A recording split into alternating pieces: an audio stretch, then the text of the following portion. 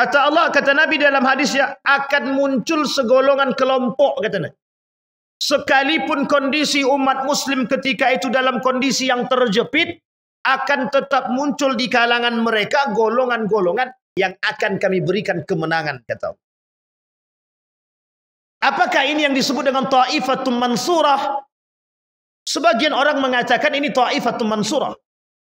Kenapa Ta'ifatul Mansurah? Begitu gagahnya mereka 1 tahun lebih berperang melawan kezaliman yang dilakukan oleh Israel yang didukung oleh Zionis Amerika untuk menghancurkan bukan Palestina, untuk menghancurkan umat muslim. Yang dihancurkan oleh Palestina Israel, Zionis Amerika, hatinya orang-orang beriman. Terjadi gencatan senjata beberapa kali mereka khianati, Pak. Jadi kita jangan terlalu bersenang ria. Karena Amerika itu di belakangnya, Pak. Di mana orang Bani Israel yang tidak berkhianat kepada nabinya? Tak ada. Semuanya pengkhianat. Mulai dari Nabi Ibrahim sampai akhir. Setiap perjanjian yang terbentuk, setiap kekacauan yang terjadi, setiap kemurkaan Allah yang sudah Allah berikan kepada mereka untuk memberikan peringatan tazkirah lahum, peringatan bagi kaum Bani Israel. Tapi apa yang terjadi? Setelah berjalan perdamaian, setelah berjalan keamanan, mereka tetap berkhianat kepada Allah. Tapi perlu Bapak Ibu sekalian pahami bahwa yang namanya perang muslimin dengan kaum Yahudi itu tidak akan berakhir sampai hari kiamat. Perang antara umat muslim dengan orang Yahudi tidak akan pernah berakhir sampai hari kiamat. Maka kelak di hari kiamat ada perang namanya perang antara umat muslim dengan Yahudi. Sampai Yahudi lari terbirit-birit. Maka nanti ada penutup perang namanya perang Al-Malhamah namanya. Yang perang itu ditutup untuk menunjukkan kemenangan atas kaum orang-orang beriman.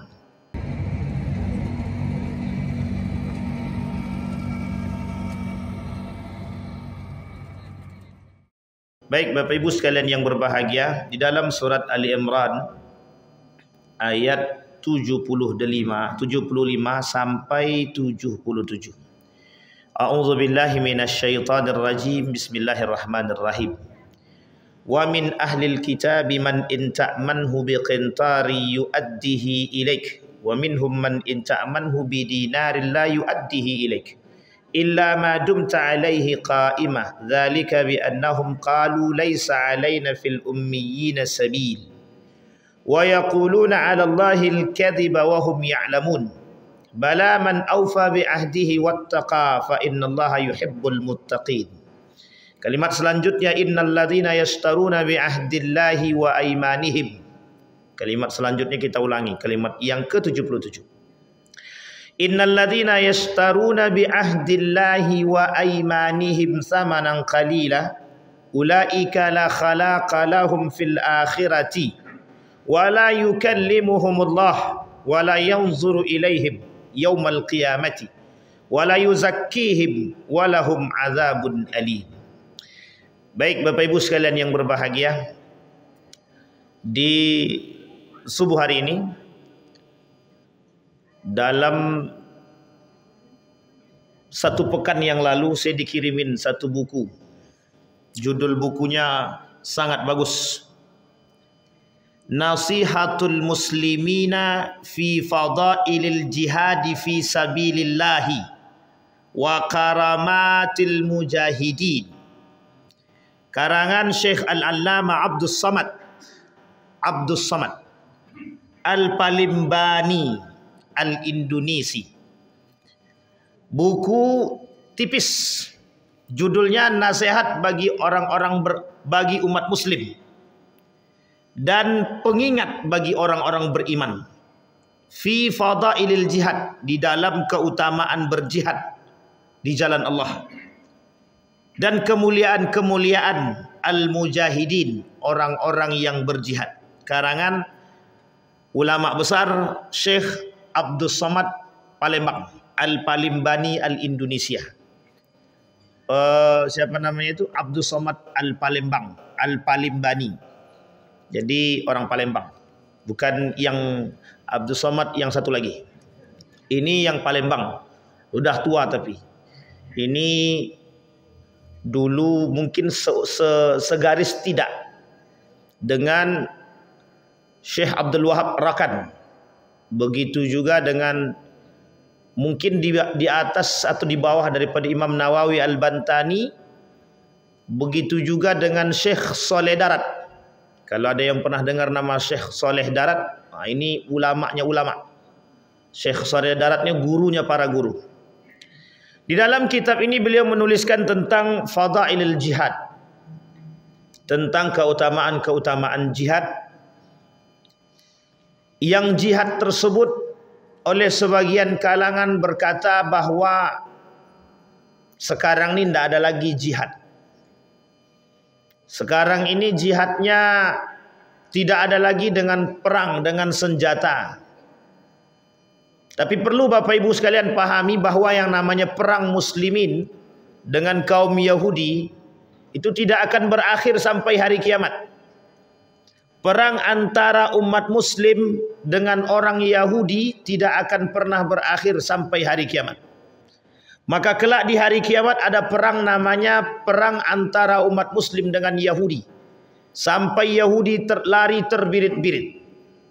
Maka nanti ada penutup perang namanya perang Al-Malhamah namanya. Yang perang itu ditutup untuk menunjukkan kemenangan atas kaum orang-orang beriman.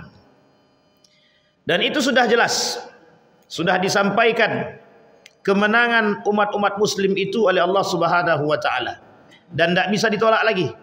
Hanya saja kita perlu bersabar. Di dalam hadis baginda Nabi Muhammad sallallahu alaihi wasallam kata Nabi, la yazalu ta'ifatum min ummati zahirin, kata Nabi. Pasti akan selalu ada sekelompok dari umatku yang senantiasa meraih kemenangan. Hatta ya'tiyahum amran wahum zahirun. Sampai kata Nabi ketetapan Allah Subhanahu wa taala datang menghampiri mereka dan mereka pun tetap di atas kemenangannya. Pada hadis selanjutnya kata Nabi, la yazalu aw la tazalu ta'ifatun min ummati zahirin yuqatiluna 'alal haqq la yadurruhum man hadzalahum hatta ya'ti amrallahi wa hum kadzalik. Kata Nabi, senantiasa dari umatku sekelompok orang yang menegakkan kebenaran. Dalam hadis lain, dengan kata lain mereka berperang di atas kemenangan. Saya ingin merujuk kepada kita semua Bapak Ibu sekalian yang berbahagia pada perjanjian Hudaibiyah. Pada perjanjian Hudaibiyah terjadi perjanjian yang sangat baik yang dibangun oleh baginda Nabi Muhammad sallallahu alaihi wasallam. Nanti menjadi cikal bakal terbentuknya satu bukan konstitusi, amandemen yang kita sebut hari ini sebagai Piagam Madinah. Sebelum Piagam Madinah ada perjanjian Hudaibiyah. Perjanjian itu siapa yang mengkhianati? Kalau kita merujuk kepada sejarah Bapak Ibu, Bapak Ibu boleh lihat dari Nabi Adam. Kalau Nabi Adam belum kelihatan, kita ambil dari Nabi Ibrahim lah. Dari Nabi Ibrahim sampai Nabi Isa, itu kira-kira jalur nabinya jalur mana? Dari Nabi Ibrahim sampai Nabi Isa, jalur kenabian ini dari golongan mana? Bani Israel. Bapak Ibu harus paham sejarah. Kita harus paham sejarah, Pak. Kenapa orang Israel tidak suka dengan baginda Nabi Muhammad SAW? Karena bukan dari keturunan Bani Israel. Tiba-tiba diangkat seorang nabi dari jalur yang berbeda menurut mereka, padahal jalurnya satu. Dia ada Ismail, ada Ishak. Di antara kedua ini, siapa dua-dua ini? Anak dari Nabi kedua-duanya. Satu bapak, beda ibu. Tapi kata Bani Israel tidak. Wa huwa laisa min indina, mereka bukan dari golongan kami. Kata mereka dia bukan. Padahal zahir secara keturunan sampai ke Nabi Ibrahim. Mereka tak mau terima. Kita runut Pak. Kita ambil poin dari Nabi Adam sampai Nabi Isa. Di mana orang Bani Israel yang tidak berkhianat kepada nabinya? Tak ada. Semuanya pengkhianat. Mulai dari Nabi Ibrahim sampai akhir. Setiap perjanjian yang terbentuk, setiap kekacauan yang terjadi, setiap kemurkaan Allah yang sudah Allah berikan kepada mereka untuk memberikan peringatan tazkirah lahum, peringatan bagi kaum Bani Israel. Tapi apa yang terjadi? Setelah berjalan perdamaian, setelah berjalan keamanan, mereka tetap berkhianat kepada Allah. Dari Nabi Ibrahim sampai Nabi Isa. Bahkan pada masa Nabi Isa lebih berbahaya lagi, lebih parah lagi yang mereka lakukan. Maka Bapak Ibu sekalian yang berbahagia, kita tidak merespon genjatan senjata Israel, genjatan senjata antara Israel dan Palestina. Kita tidak mengatakan, bukan merespon lebih, tapi kita harus paham bahwa karakteristik daripada Israel, Bani Israel itu, meskipun dianggap oleh sebagian kalangan atau para ulama mengatakan Israel yang dahulu tak sama dengan Israel yang sekarang. Israel yang dahulu, Bani Israel, memang terkenal dengan pengkhianatan dan pembangkangan. Itu Bani Israel. Bani Israel masih berada dalam julukan seorang nabi, Nabi Ya'qub alaihissalam. Israel julukan daripada Nabi Ya'qub. Jadi Israel itu julukan dari Nabi Ya'qub. Jangan salah paham. Israel itu bukan Bani dulu. Sebelum keluar kalimat Bani, Israel itu disandarkan kepada Nabi Ya'qub. Ketika Nabi Ya'qub punya pengikut, maka disebutlah Bani Israel, pengikut Nabi Ya'qub alaihissalam. Sampai seterusnya. Di mana letak tidak adanya pengkhianatan? Tidak ada. Perjanjian Hudaibiyah antara umat muslim dengan kafir, dengan orang kafir Nasrani Quraisy. Tapi ingat, ketika pengkhianatan kaum munafik di Madinah, dua campur tangannya. Satu orang Yahudi, yang kedua orang Nasrani yang berada di balik orang-orang munafik. Ketiga-tiga ini berada terhadap pengkhianatan, berada pada posisi pengkhianat kepada baginda Nabi Muhammad sallallahu alaihi wasallam ketika terbentuknya Piagam Madinah. Piagam Madinah dibentuk untuk membangun perdamaian. Piagam Madinah dibentuk untuk menciptakan keamanan bagi siapa? Bukan bagi orang beriman saja. Tapi di situ tertulis, Pak, ada kalimat yang hari ini kita pahami, ada namanya kafir harbi, ada namanya kafir zimmi, dan kafir-kafir yang lain. Itu kita temukan kalimat itu di dalam kitab Piagam Madinah. Tapi coba lihat, perhatikan siapa yang berkhianat di situ. Nabi masih hidup. Yang berkhianat siapa? Mereka. Siapa pengkhianatnya? Yang menghasut kaum munafik. Yang menghasut itu kaum munafik. Tapi kaum munafik ini dihasut oleh dua. Satu, Yahudi. Yang kedua, Nasrani. Yang berakibat kepada diusirnya oleh Nabi orang-orang sebagian daripada golongan orang-orang Yahudi yang tidak boleh menetap di Madinah. Itu sejarah kenapa orang kafir tak boleh tinggal di Madinah. Tak boleh. Kenapa? Karena bermunculan pengkhianatan-pengkhianatan pada masa itu. Sehingga diusir sama Nabi, Pak. Diusir. Orang-orang ini diusir sama Nabi. Nah, Bapak Ibu sekalian yang berbahagia, saya ingin mengutip satu pernyataan dari Imam Al-Ghazali dalam kitabnya Asnaful Maghrurin. Kitab Asnaful Maghrurin ini saya ambil poin pertama. Kenapa Bani Israel dan orang-orang Nasrani ini selalu ingin menguasai dunia? Kalimat ini sejalan dengan apa yang Allah sampaikan dalam Al-Quran. Tidak akan senang mereka terhadap kita kecuali kita mengikuti agama mereka. Dua saja orangnya. Siapa kelompok tersebut? Nasrani dan Yahudi. Walan tarda ankal yahud walad nasara hatta tattabi'a millatahum. Tidak akan pernah mereka senang dengan kita sampai kita mengikuti agama mereka. Kafirnya siapa? Yahudi dan Nasrani. Kata Imam Al-Ghazali di dalam kitab Asnaful Maghrurin itu, orang-orang kafir ini mereka sedang tertipu dengan dunia. Ballasa yuballisu nafsahu, ballasa nafsuhu bid dunya. Diri mereka ditutupi oleh kenikmatan dunia. Diri mereka ditutupi oleh syahwat dunia. Diri mereka ditutupi oleh keinginan-keinginan dunia. Kata Imam Al-Ghazali, inilah contoh orang-orang kafir yang tertipu. Maka kata Imam Al-Ghazali dalam 4 poin tentang orang-orang yang tertipu itu, yang pertama kata Imam Al-Ghazali, ghururul kafir.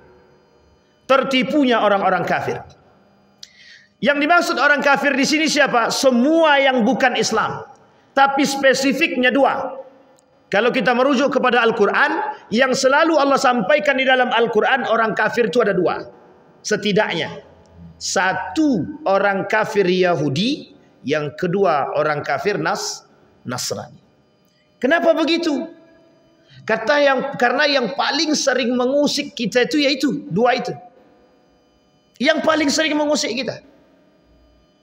Kalau kita tenang, dia ngusik.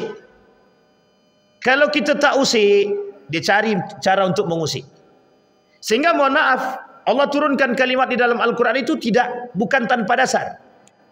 Faqatiluhum, kata Nabi, kata Allah, ketika kalian diperang, faqtuluhum, maka perangi.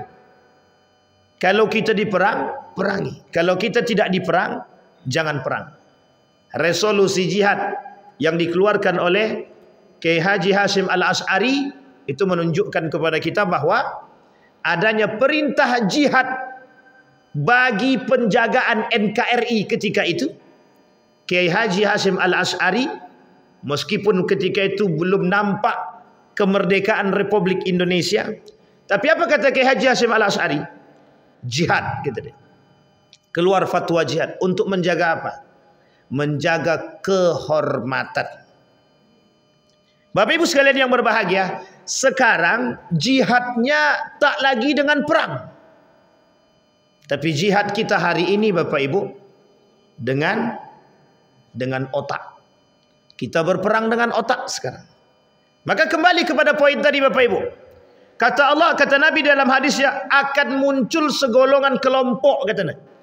Sekalipun kondisi umat muslim ketika itu dalam kondisi yang terjepit, akan tetap muncul di kalangan mereka golongan-golongan yang akan kami berikan kemenangan, kata Allah. Ini penting, Pak. Keyakinan umat muslim, keyakinan orang-orang beriman kepada janji Allah itu penting untuk kita tanamkan. Maka Bapak Ibu sekalian yang berbahagia, di akhir zaman itu penting bagi kita untuk meningkatkan semangat jihad. Yang hari ini Bapak Ibu boleh lihat betapa menurutnya semangat jihad itu di antara kaum umat muslim hari ini. Bahkan mohon maaf, lebih memilih cari aman daripada berjihad. Lebih memilih cari aman daripada mau ikut campur. Padahal tidak begitu. Kata Syekh Hashim Al-Asy'ari dalam kitab Risalah Ahlus Sunnah wal Jamaah, mengutip dari hadis baginda Nabi Muhammad SAW, kata beliau, salah satu tanda akhir zaman hilangnya perhatian umat muslim terhadap nilai-nilai keislaman. Bahkan hilangnya perhatian umat muslim terhadap agama. Salah satu di antaranya jihad. Saya ingin kutip pernyataan seorang profesor perempuan yang dulu pernah kita sampaikan di sini. Apa kata beliau? Kata profesor tersebut, jihad itu bukan berperang. Jihad itu membangun perdamaian. Oke, jihad membangun perdamaian. Tapi konteks daripada apa yang disampaikan oleh profesor tersebut adalah kebencian dia terhadap jihad yang dilakukan oleh sekelompok muslim yang ingin mengatakan kemenangan atas mereka. Sementara kita umat muslim harus berperang, harus. Ketika agama kita diinjak, kita mau tak berperang? Bapak Ibu boleh lihat hari ini, ketika Islam diinjak, apa jawaban kita? Allah sudah menjaga Islam. Betul. Padahal Allah kata, in tansurullaha yansurkum. Sekarang pertanyaannya muncul kalimat dari kaum liberal. Apa kata kaum liberal? Kita tak perlu menjaga Allah. Kita tak perlu menjaga agama Islam. Ini agama Allah, pasti Allah jaga. Tapi yang berbicara begitu siapa? Yang bicara begitu siapa? Allah. In tansurullaha yansurkum. Kalau kalian jaga Allah, mesti Allah akan jaga kalian. Pertanyaannya adalah, kalau kalian menolong Allah, mesti Allah akan menolong kalian. Pertanyaannya, yang ngomong ini siapa? Allah. Artinya apa? Yang dimaksud oleh Allah, jaga oleh kalian nilai-nilai agama, jaga oleh kalian nilai-nilai syariat, sehingga kalian akan dijaga oleh Allah. Allah akan bantu kalian. Ini penting, Pak. Karena hari ini kita melihat betapa rendahnya keimanan umat muslim dan mukmin hari ini terhadap nasrullah, pertolongan Allah. Sehingga ada kalimat di dalam hadis Nabi, ada yang disebut dengan ta'ifatum mansurah. Ta'ifatum mansurah. Tahu Bapak Ibu ta'ifatum mansurah? Ta'ifatum mansurah itu adalah kelompok-kelompok yang dibantu, yang ditolong, yang dijaga oleh Allah. Pertanyaan, kitakah itu? Kita ambil contoh daripada genjatan senjata. Ini minta maaf ya Bang Ganteng ya. Dalam genjatan senjata itu, antara Israel dengan Hamas, atau antara Israel dengan bukan rakyat Palestina, sekelompok orang yang menjaga kewibawaan Masjidil Aqsa, sekelompok orang yang menjaga kewibawaan dan kehormatan tanah Palestina. Itu yang disebut dengan kelompok ini Bapak Ibu menjaga. Apakah ini yang disebut dengan ta'ifatum mansurah? Sebagian orang mengatakan ini ta'ifatum mansurah. Kenapa ta'ifatum mansurah? Begitu gagahnya mereka 1 tahun lebih berperang melawan kezaliman yang dilakukan oleh Israel, yang didukung oleh Zionis Amerika untuk menghancurkan bukan Palestina, untuk menghancurkan umat muslim. Yang dihancurkan oleh Palestina, Israel, Zionis Amerika, hatinya orang-orang beriman. Baca dalam hadisnya 40 hadis keistimewaan Baitul Maqdis. Itu punya kita orang beriman, Pak. Kalau kita ini beriman, melihat penindasan yang terjadi di Palestina, itu seharusnya semangat jihad seorang beriman itu muncul. Seharusnya.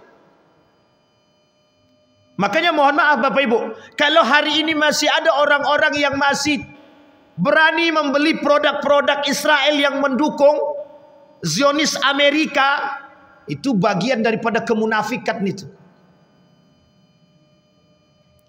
Terjadi genjatan senjata beberapa kali, mereka khianati, Pak. Jadi kita jangan terlalu bersenang ria. Karena Amerika itu di belakangnya, Pak. Kelicikan mereka itu pasti akan mereka lakukan. Apapun itu. Karena sampai kiamat mereka tidak akan pernah senang dengan kita, Pak. Tapi kita patut bersyukur. Yang harus kita tingkatkan hari ini adalah memunculkan semangat jihad dalam diri umat mukmin itu. Ini melihat Pak, kebrutalan Palestina, kebrutalan Israel terhadap atau genosida yang mereka lakukan terhadap rakyat Palestina, itu sebenarnya menjadi titik poin bagi kita. Betapa pentingnya semangat jihad kita hari ini. Tidak menutup kemungkinan besoknya itu terjadi kepada negara-negara yang lain. Maka apa yang harus kita angkat? Kalaulah kecintaan umat muslim dan mukmin hari ini terhadap dunia itu melemahkan semangat jihad. Kita ambil contoh, Pak. Tapi ini kita buat bahasa yang sedikit tidak terlalu menyinggung. Ketika ada demo untuk menuntut keadilan, ketika yang di depan tukang hasut demo itu diajak duduk, dikasih makan, tak jadi Pak demonya, Pak. Nah, kalaupun demo sekalipun, Demonya berjalan, selesai, habis itu selesai. Setelah makan selesai. Tak ada lagi demo menuntut keadilan. Sampai di sini paham maksud saya? Artinya apa? Semangatnya di awal, ketika dikasih dunia hilang semua, Pak. Orang-orang yang berbicara tentang keadilan, ketika dikasih, mohon maaf, dikasih satu suapan, hilang cerita. Tadi yang seperti ayat yang dibacakan oleh imam kita tadi. Apa kata Allah dalam Al-Quran? Innal ladzina yashtaruna bi ahdillah, yang dikedepankan oleh Allah. Innal ladzina yashtaruna bi ahdillah wa aymanihim thamanan qalila ulaika la khalaqa lahum fil akhirati wala yukallimuhumullah. Allah tak ajak mereka berbicara, Allah tak mau lihat mereka, Allah tidak mau mensucikan mereka. Bagi mereka azab yang sangat pedih. Siapa mereka? Orang-orang yang menjual perdamaian dengan harga yang receh. Siapa mereka? Munafik. Orang-orang yang munafik, yang meredupkan semangat jihad dalam diri umat mukmin itu siapa? Orang munafik. Seperti yang kemarin pernah kita tonton, seorang profesor perempuan itu yang berbicara, tidak perlu jihad. Kalaulah jihad itu tidak menimbulkan perdamaian, tidak menjaga kehormatan kemanusiaan, ngapain jihad? Itu merusak, kata dia. Artinya apa yang dia katakan? Di situ muncul framing kepada kita bahwa jihad yang dilakukan oleh sekelompok orang termasuk yang di Palestina itu bukan jihad, tapi merusak dunia. Kalau ada orang yang menjaga kehormatan, kita ambil contoh, dan ini mereka komentar mereka juga. Ketika terjadi penghinaan kepada baginda Nabi Muhammad SAW dalam model karikatur, apa kata kaum liberal? Tidak usah ikut campur, itu haknya mereka. Kalaupun mereka melakukan demikian, tidak perlu ada pembrutalan, pembunuhan. Bayangkan, Pak, ketika Nabi dilecehkan, agama dihina, Al-Quran diinjak, apa jawaban mereka? Cukuplah ada orang-orang yang pihak yang berkewajiban untuk mengurus demikian, dan tidak perlu kita marah. Umat muslim tidak perlu marah dengan pelecehan-pelecehan seperti itu. Mau diinjaknya Al-Quran, kita tidak usah marah. Mau dilemparnya Al-Quran, kita tidak usah marah. Kenapa kita tak perlu marah? Karena itu tidak penting bagi mereka. Sehingga Bapak Ibu, orang yang umat muslim yang cinta kepada Nabi, ketika Nabinya dihina, dicaci dan dimaki, dilecehkan, sehingga umat mukmin yang lain terpengaruh dengan fikiran mereka. Inilah yang terjadi hari ini, Pak. Kenapa semangat kita baru sepekan kita memboikot produk Israel, udah lemah semua, Pak. Baru seminggu kita memboikot produk Israel. Apa kata lidahnya? Tolong ajak aku ke Starbucks, pengen minum kopi gitu deh. Seminggu baru, Pak. Tolong ajak aku ke KFC, lidahku dah gatal, kata dia. Baru seminggu. Itu kayak yang disebut dengan jihad. Maka kata seorang penyair mengatakan, asyaddul jihad, jihadul hawa. Perang hari ini tuh, Pak, perang melawan hawa nafsu. Perang kita hari ini perang melawan hawa nafsu. Kalau kita sayang dengan Palestina, yang seharusnya tumbuh dalam diri kita itu adalah semangat jihad kita dalam memboikot produk-produk Israel itu. Dan kalau kita sayang dengan mereka, tidak terpengaruh kita dengan Zionis Amerika, apapun lobby politik yang mereka lakukan. Dan ingat Bapak Ibu, di balik genjatan senjata bukan tidak ada namanya geopolitik yang mereka lakukan. Jadi Bapak Ibu sekalian yang berbahagia, maka penting untuk memahami nasihat daripada Syekh Al-Allamah Abdul Samad Al-Palimbangi ini. Kata beliau, setidaknya umat muslim itu harus punya semangat jihad, yang salah satu di antaranya mati syahid, yang bisa masuk surga tanpa hisab adalah orang-orang yang berjihad. Dan kemuliaan jihad ini Bapak Ibu sekalian yang berbahagia sama dengan orang-orang yang menghormati orang tua. Orang yang patuh kepada orang tuanya sama nilainya dengan orang-orang yang berjihad. Ketika ditanya kepada baginda Nabi Muhammad sallallahu alaihi wasallam, apa ibadah terbaik? Apa ibadah terbaik? Pertama, bertakwa kepada Allah. Yang kedua, patuh kepada kedua orang tua. Ditanya lagi, "Tsumma ayun?" Qal. Kemudian mereka bertanya, apa lagi Nabi? Al-jihadu fi sabilillah. 3, Pak. Kebaikan daripada ibadah. Satu di antaranya adalah jihad fi sabilillah. Nah, yang ingin kita bentangkan hari ini jihad fi sabilillah. Apa yang dimaksud dengan jihad fi sabilillah? Kita tak bisa berperang dengan kelompok Israel, Ustaz. Betul. Hari ini kita berjihad melawan hawa nafsu kita. Hari ini kita berjihad melawan para liberalisme, sekulerisme. Kita lawan, Pak. Harus kita lawan. Kalau kita tak melawan, kita yang diinjak. Kalau kita tidak melawan ketidakadilan, kita yang diinjak. Maka mohon maaf Bapak Ibu, kenapa kemungkaran itu ada dan merajalela? Karena diamnya orang-orang baik seperti Bapak Ibu semua. Maka sampai kapanpun itu merajalela, meskipun sudah sunnatullah. Apa artinya sunnatullah itu? Itu sudah pasti akan terjadi. Hanya saja kita perlu mencari siapa yang selamat, yang Allah sebutkan, yang Nabi sebutkan, ta'ifatum mansurah. Ta'ifatum mansurah itu kelompok yang dimenangkan. Meskipun yang dimenangkan itu bukan atas kemenangan yang zahir, tapi bisa jadi kemenangan atas keimanan. Nah, orang yang hari ini bisa selamat itu disebut dengan ta'ifatum mansurah. Di tengah kekacauan dunia hari ini, di tengah merajalelanya kaum munafik hari ini yang ingin meredupkan apa itu namanya, nilai-nilai agama dari diri umat-umat muslim, wahai umat muslim, sadarlah kita sedang digrogoti dari berbagai semacam sisi. Bukankah Nabi sudah katakan itu? Sudah. Sekarang ini Pak, melemahkan nilai Islam itu harus dari berbagai macam sisi. Bapak Ibu boleh sebutkan sekarang, di mana nilai-nilai Islam berada paling tinggi? Undang-undang yang paling ditinggikan, undang-undang apa? Dalam pemerintahan, siapa yang paling taat kepada Allah? Dalam pemerintahan, kata Nabi dalam hadisnya, simpul yang akan hilang di akhir zaman 2, kata Nabi. Simpul pertama, simpul pemerintahan. Simpul terakhir adalah solat, kata Nabi, yang akan kelak hilang dari agama umat, dari nilai-nilai agama Islam. Yang pertama simpul pemerintahan, yang kedua simpul solat, yang paling terakhir, kata Nabi. Semua sisi mereka sudah masuk untuk melemahkan keimanan kita. Dari segi ekonomi, boleh lihat Bapak Ibu, mereka buat subhat sesubhat-subhatnya. Mulai dari investasi bodong, jual beli online, bitcoin dan lain sebagainya. Semuanya penuh dengan subhat yang menjauhkan kita daripada kebenaran dan kehalalan. Segi ekonomi. Politik, boleh Bapak Ibu lihat politik. Mereka buat subhat politik.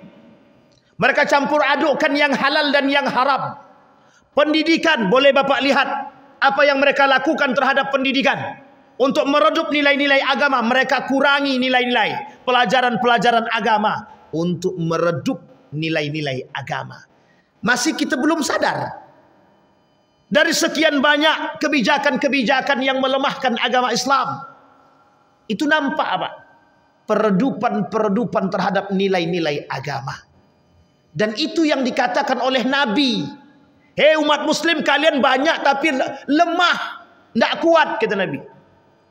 Kenapa? Karena orang yang berada paling atas, pemuka-pemuka mereka, pemuka-pemuka agama yang seharusnya menjadi benteng pertahanan, dilemahkan. Apa penyebabnya? Dilemahkan oleh apa? Dunia. Sederhana itu Pak. Sekarang pertanyaannya, di mana letak jihad kita? Maka jihad yang paling berbahaya hari ini Pak, itu jihad melawan hawa nafsu. Kita ambil contoh. Seorang alim misalkan, apa jihadnya dia hari ini? Ketika seorang alim menjadi orang yang termasyhur dan tersohor, itu jihad yang paling berat bagi diri dia adalah melawan hawa nafsu dia. Bagaimana dengan perkataannya mampu mempengaruhi umat, bisa mengajak umat berjihad melawan kezaliman. Tapi mohon maaf, ketika dia tak kuat dengan iman dia, goyang dengan dunia, itu lisannya tak sanggup berkata jihad. Tak sanggup. Kenapa tak sanggup? Karena sudah tergiur dengan dunia. Apa kata Imam Al-Ghazali? 4 Pak yang membuat tertipu orang-orang beriman itu. Kata Imam Al-Ghazali ada 4 ghurur, ketertipuan itu. Orang kafir, hamba yang dekat kepada Allah, ulama, dan yang terakhir orang-orang beriman. Ulama itu masuk dalam kategori yang ketiga, kata Imam Al-Ghazali, yang tertipu oleh dunia, disebut dengan ulama su. Dan ternyata ada kalimat alim di sini masuk dalam kategori a'immatul mudillid, kata Imam Al-Ghazali. Pemimpin-pemimpin yang tertipu oleh dunia juga sama. Ternyata ini salah satu penyebabnya, Pak. Jadi masuknya, mohon maaf, orang kafir memasuki program-program mereka lewat jalur yang terstruktur untuk melemahkan nilai-nilai agama kita. Mereka hasud demi hasud. Cara melemahkannya dengan memberikan masukan-masukan. Apa masukan-masukan yang kita sebut? Duit. Dan itu disampaikan oleh Nabi. Apa kata Nabi? Di dalam pernyataan Ibnul Qayyim Al-Jauziyah, bahwa fitnah di akhir zaman terdapat 2 macam, kata dia. Yang paling besar, yakni subhat, dan yang kedua syahwat. Wahan adalah penyebab utama terjatuhnya manusia dalam fitnah, subhat, dan syahwat. Itu Imam Ibnul Qayyim Al-Jauziyah katakan, munculnya fitnah syubhat dan fitnah syahwat. Maka tak salah ketika Nabi kata, kelak di akhir zaman akan bertebaran para syubhat-syubhat, akan bertebaran sesuatu yang syubhat di tengah umat muslim. Jihadnya melawan hawa nafsu. Sederhananya, ambil tolak, tinggal pilih. Kuat iman tolak, tak kuat iman ambil. Paham maksud saya, Bapak Ibu? Baik. Kembali kepada poin kita, Bapak Ibu. Bagaimana cara Allah mengingatkan kita? Kata Allah di dalam Al-Quran, bala man awfa bi'ahdihi wattaqa fa innallaha yuhibbul muttaqin. Orang yang kuat menjaga diri dia tadi, itu yang disebut dengan manittaqa, yang betul-betul bertakwa kepada Allah. Yang ini Allah katakan man awfa bi'ahdihi, mereka yang teguh dengan janji mereka. Karena janji kita kepada Allah, Bapak Ibu sekalian yang berbahagia, mempertahankan nilai-nilai agama. Itu sandaran yang tadi kita bacakan, in tansurullaha yansurkum. Kita tidak mungkin menolong Allah, itu tidak mungkin, Pak. Allah itu tidak mungkin kita tolong. Yang kita tolong itu bukan Allah, Pak. Yang kita tolong itu nilai-nilai agama. Kalau kita semua ini, kita semua yang hadir hari ini, kita cuman biasa-biasa saja terhadap kerancuan, terhadap kezaliman yang terjadi secara brutal, yang terjadi secara struktur, kita diam saja, itu yang disebut sedang menghancurkan. Jadi mereka sedang menghancurkan nilai-nilai agama, kita biarkan. Mereka sedang meredupkan nilai-nilai agama, kita biarkan. Dan uniknya lagi kita ikuti. Yang uniknya lagi kita ikuti. Nah, ini yang dimaksud, Pak. Bermunculannya, kata Nabi, kaum-kaum munafik yang dari tangan mereka justru bukan ikut meninggikan nilai-nilai agama, tapi justru meredupkan. Inilah yang disebut oleh Allah, innal ladzina yashtaruna bi ahdillah. Mereka membeli janji mereka. Janji mereka terhadap Allah, mereka jual beli itu dengan harga yang murah. Janji mereka sama Allah apa? Menciptakan kedamaian berdasarkan keimanan. Apa janji mereka kepada Allah? Allah dah kata, orang-orang yang menjual janji, menjual sumpah. Itu yang dikatakan. Maka Bapak Ibu sekalian yang berbahagia, kembali kepada hadis baginda Nabi Muhammad SAW. Kita kelak, kata Nabi, kalian umat muslim, itulah yang akan digerogoti oleh orang-orang kafir sekeliling kalian. Jumlah mereka sedikit, jumlah kalian banyak. tapi kalian tidak kuat, tapi kalian lemah. Kenapa? Karena kalian sudah cinta terhadap dunia dan benci akan kematian. Maka kata Ibnul Qayyim Al-Jauziyah, subhat dan syahwat itu yang menjadi salah pioner dalam diri umat muslim itu. Kenapa bisa lemah? Karena mereka lebih condong kepada cinta terhadap dunia. Inilah yang menyebabkan, mohon maaf, profesor itu bicara begitu karena dapat duit. Kalau tak dapat duit, tak berbicara. Sampai di sini paham, Pak? Maksud saya, cara dia melemahkan kita melalui lisannya orang munafik. Kita ambil contoh sejarah, Pak. Ini fakta sejarah. Ketika Al-Husain mau berangkat dari Mekah ke Karbala, bukan ke Karbala, ke Kufah. Ini dalam kehancuran, dalam terbunuhnya Al-Husain di Karbala. Semua penduduk penduduk Kufah mengirim surat para kabilah-kabilah itu kepada Al-Husain agar Al-Husain mau datang ke Kufah untuk melakukan pemberontakan terhadap Yazid bin Muawiyah. Yazid bin Muawiyah. Apa yang dilakukan?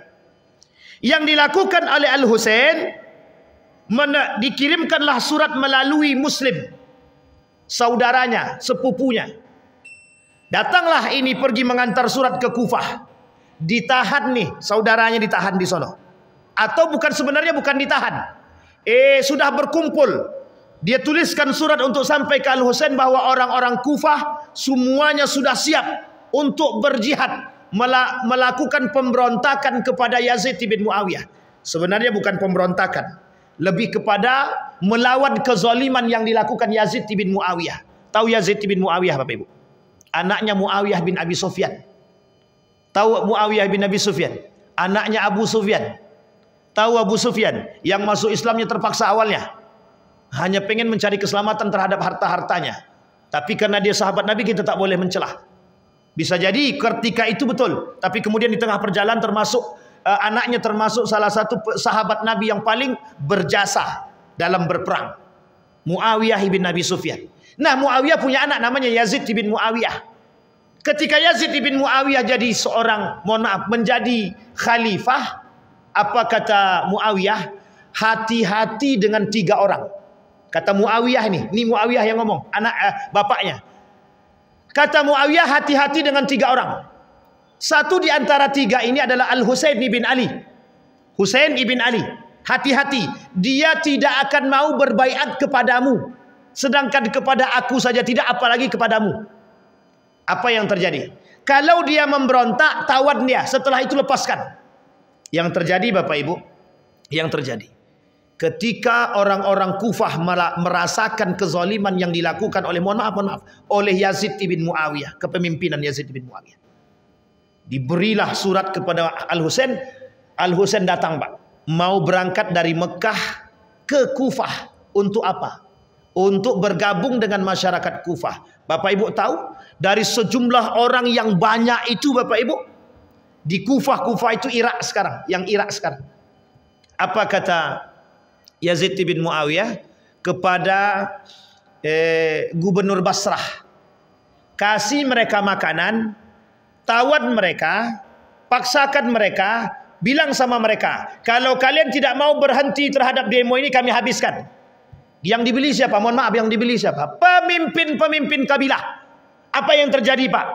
Keponakan sepupu daripada Al-Husain yang berada di Irak ketika itu mengirim surat, tidak usah ke sini, semuanya sudah berkhianat. Apa yang terjadi? Husain sudah jalan, Pak, bersama anak-anaknya, bersama keponakannya, bersama dengan pamannya. Sudah datang, sudah di jalan, Pak. Kembali sebagian di antara mereka, tersisa sebagian lagi, termasuk Al-Husain dengan anak-anaknya, termasuk dengan anaknya yang baru lahir, baru berumur 6 bulan. Di mana dibunuhnya? Di Karbala. Bapak Ibu tahu penyebabnya? Yang terjadi adalah kemunafikan dan pengkhianatan masyarakat Kufah terhadap itu yang terjadi, Pak. Orang Muslim atau bukan? Muslim. Kurang apa baiknya? Dengan Ali bin Abi Thalib mereka khianati, Al-Husain mereka khianati, Al-Hasan mereka racuni. yang meracuni umat muslim. Hanya karena apa? Mohon maaf. Takut dengan ancaman diberikan kenikmatan dunia, dihasut semuanya, hilang Pak. Sama, hari ini juga begitu. Umat muslim yang lain yang sedang kuat-kuat keimanan, datang orang-orang yang, mohon maaf, melemahkan kita dengan hasutan demi hasutan. Siapa mereka? Orang-orang munafik. Udahlah, nggak usah jihad lagi. Ngapain kalian? Ngapain boykot produk Israel begitu? Nggak ada gunanya, nggak ada sama sekali pentingnya.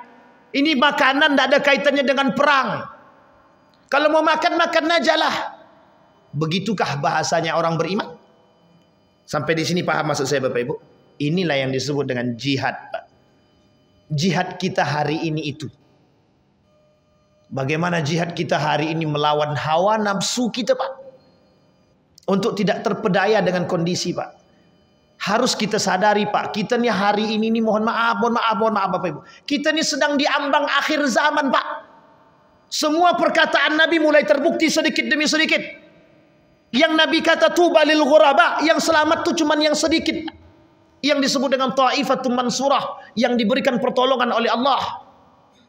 Semoga yang sedikit itu kita. Semoga yang sedikit itu siapa? Kita. Kenapa kita harus sampaikan ini? Karena banyak yang tergiur dengan kehidupan dunia hari ini, Pak. Banyak yang tergiur, mohon maaf, dengan pikiran-pikiran yang kita anggap sesat dan menyesatkan, sehingga kita jauh daripada nilai-nilai agama. Maka apa kata beliau? Kata Syekh Abdul Somad Al-Palembangi, di dalam permasalahan jihad, kata beliau, perlu adanya pemahaman yang baik tentang jihad itu sendiri. Al-harabatu, hari ini, perang hari ini, kata beliau, al-harabatu lil kufar, melawan orang-orang kafir. Tapi dari segi apa? Orang kafir memerangi kita dari segi perang, pemikiran, kita merusak mereka dari segi pemikiran. Ketika mereka melemahkan iman kita, kita kuatkan iman kita. Bahkan dalam perkataan Nabi, kelak akan muncul para pemimpin-pemimpin yang mengakhirkan solat, kata Nabi.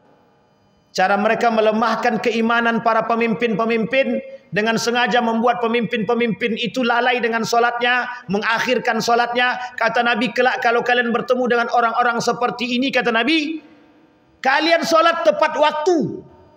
Biarkan pemimpin kalian yang solatnya terakhir, di akhir-akhir, tidak apa-apa, itu munafik. Kata Nabi begitu. Kalian solat tepat waktu.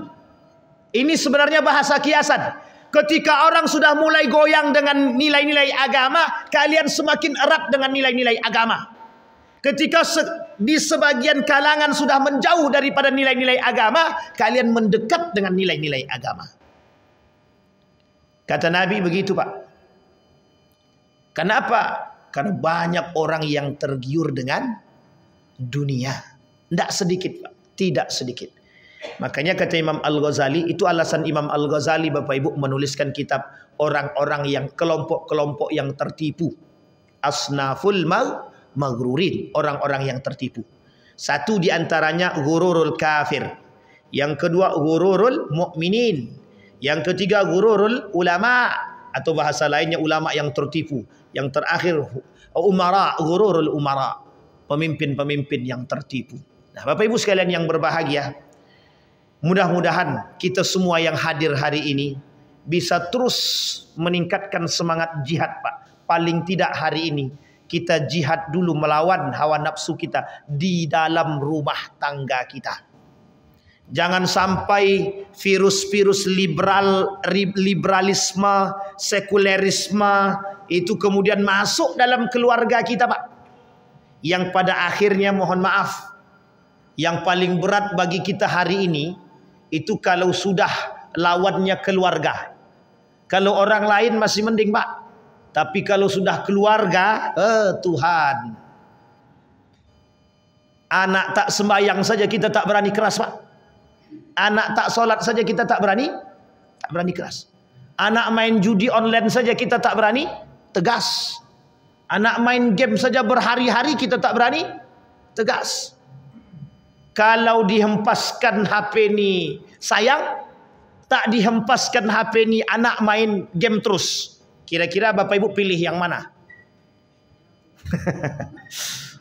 Coba. Cara mereka terstruktur, Pak. Kira-kira pilih yang mana tuh? Hempaskan HP, dihempaskan sayang, tak dihempaskan dia main game. Pilih mana? Disita, jangan dihempas, sayang. Ambil HP-nya, simpan HP-nya, kan begitu. Tapi kalau tak bisa juga, Pak. Harus tegas, Pak. Harus tegas. Saatnya, Pak. Memang sudah saatnya kita begitu. Karena mohon maaf, jangan sampai kita menyesal di akhir nanti. Lebih baik kita menangis sekarang daripada menangis nanti. Karena tidak ada yang tidak menangis nanti, Bapak Ibu. Tidak ada yang tidak menangis. Pasti akan menangis ketika melihat anaknya tak bersama dia. Kata Allah dalam Al-Quran, wa alhiqnahum bis-salihin. Kami cuma kumpulkan keluarga-keluarga yang soleh. Yang tak soleh tak kami kumpulkan. Jadi Bapak Ibu kalau hari ini punya cita-cita ingin berkumpul kelak di hari kiamat di dalam surga bersama keluarga, bangun keluarga yang soleh. Karena yang bisa dimasukkan oleh Allah yang soleh-soleh saja, yang tak soleh tak masuk. Nah, maka Bapak Ibu sekarang kita ditambah sekarang kita hidup di akhir zaman, subhatnya banyak, syahwatnya petak lagi.